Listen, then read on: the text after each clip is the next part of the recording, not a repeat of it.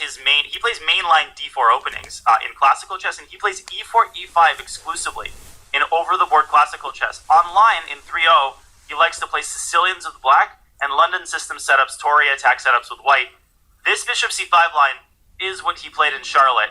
It's the Hikaru line against Nepo, people might remember in the candidates. This is a very fashionable way to meet the Ruy Lopez. Min better be armed to the teeth here because Magnus must have expected this. Now, let me ask you, did he get this from Hikaru, or he was doing this before Hikaru was doing it in the candidates?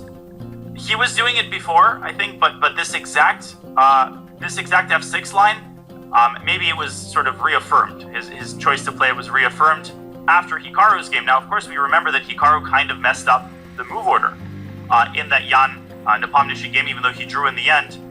But black is actually fine if they follow the course of that game. And we do get the legendary side cam, which is awesome. I love it.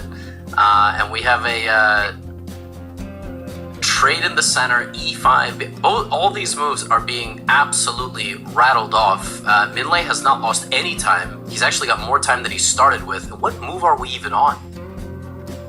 25, and we're on move 18, and black has 5 minutes and 3 seconds. And this is exactly the start that you're looking for. But we didn't cover this exact position because I had the call with, I think, Anish Giri, and maybe it was Robert for that Nakamura Nepo game, and we were exploring because the time control for the candidates is 8 hours and 5 moves, right? So we have plenty of time to explore all of the what could have beens. And one of the what could have beens were lines involving black playing this f5 move. Look at Min's pieces. The bishop on the long diagonal, the knight is ready to jump into the action, the queen can come into g5. This is what makes white's position pretty scary, and Magnus, the alarm bells start ringing. He's like, I need to get those ladies off the board pronto. Wow, and Min just instantly, he doesn't even hesitate. Now, there was an interesting point. You could take on d1, and if white had taken with a rook, you can take on f3. That's kind of the first thing that pops out to you, thinking, oh, I'm going to damage my opponent's structure. But maybe that's irrelevant in the short term, rather in the long term, because white has the bishop versus the knight, white has the passed pawn. So Min, he doesn't even hesitate, which means he knows the ideas of the position as well as the moves. And here comes e6. And you're drawing the arrow there. Probably we're going to get c5, c4 on the board. Yeah, it's like an all-you-can-eat buffet for black, but you can only make one move at a time. That is, if you're following the rules of chess. And rook a d8, I guess, would be a tempting move for most people, myself included. Just hit the queen and kick the can down the road. Make the big decisions only after you've played kind of the low-hanging fruit moves. Now, I wouldn't be surprised if Magnus allows the move bishop takes f3 and recaptures with a pawn. I guess we're about to find out. No, he's going to walk into knight f4, but knight f4, Levy, might be a false friend here because after queen e3, it's not entirely clear how the knight gets supported.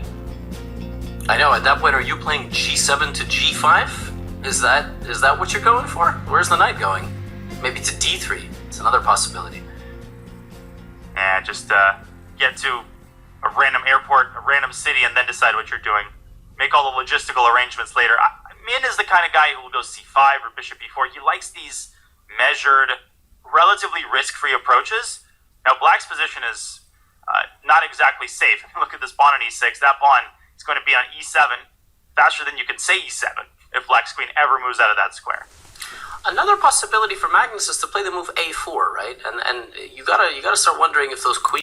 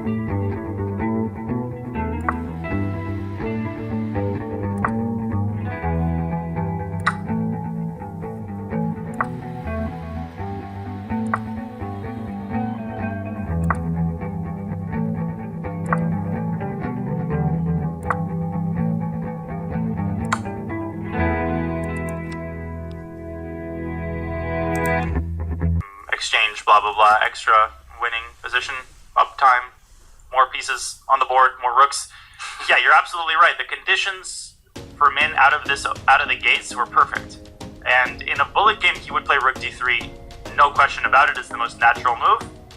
It's crazy the way these psychological influences work, how much they warp your thinking without you realizing how much they're warping your thinking. Right, because rook d3 was by far the most forcing move. The queen would have gone to g5 and you just realize, oh, I don't have to take. But in blitz, you start overthinking things. Now, the pawn is on a2. He does have some counterplay. But I simply don't think that black has enough counterplay. The white king is quite safe. And just a move like rook a1, black will not be able to defend the pawn much longer. Yeah, rook a1, because the tempting rook f1 actually ran into funny line queen takes f1, and suddenly white runs out of rooks. And black will promote the pawn. And of course, the fact that the knight controls f8 can help black deter any back rank threats. We see Min down under 30 seconds. How does he defend this pawn? Now, technically he's got 2 pawns for the exchange, but that's a moot point, Levy, right now. Well, yeah, he's about to have 1 after b3, or yep. Maybe queen a3. Knight h4 threatens a checkmate. Maybe, actually not really, because rook a2 defends checkmate, so... And we are going to get some head shakes now out of Min, and there's one. Boom, right on the money. He's also a guy who likes to express his frustrations with himself. And down to 10 seconds, down on the board, looks like Magnus is cruising to taking a lead in the first game of the match. That's a rook. Yeah, I was just going to... And that's a free rook. Hello?